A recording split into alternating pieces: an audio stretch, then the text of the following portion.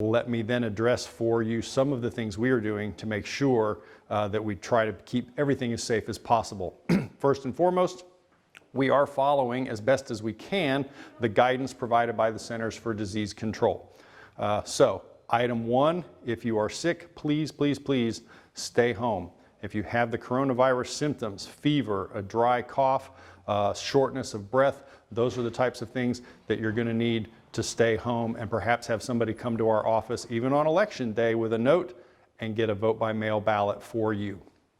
The second thing, again, guidance from the CDC, distance is your best friend. So please try to keep some distance between you and the people in front of you if you're in line.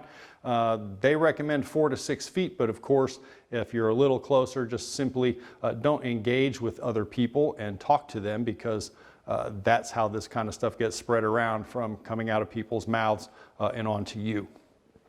We will be wiping down the hard surfaces in the polling place. The CDC guidance that we have received, we have antibacterial wipes in all of the polling places that will be being used intermittently to wipe down voting booths, privacy folders, all of the hard surfaces that we have.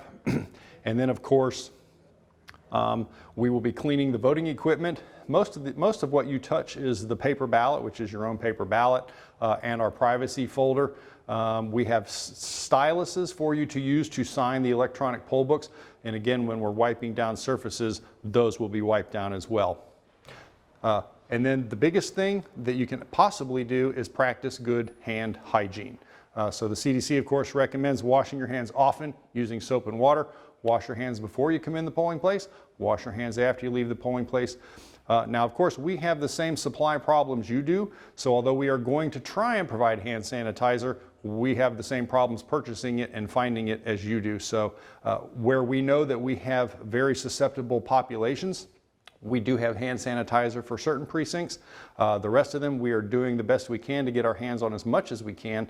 If you do feel like you're going to need hand sanitizer or want to use it, and you have one of those little bottles in your purse or your car that you carry with you, please bring it with you and use it if you feel it's necessary. And then the last thing, of course, to go along with the hand hygiene is avoid touching your nose and mouth and eyes with unwashed hands. That's sort of one of those no-brainer things they tell us all flu season, right? So please avoid doing that as well.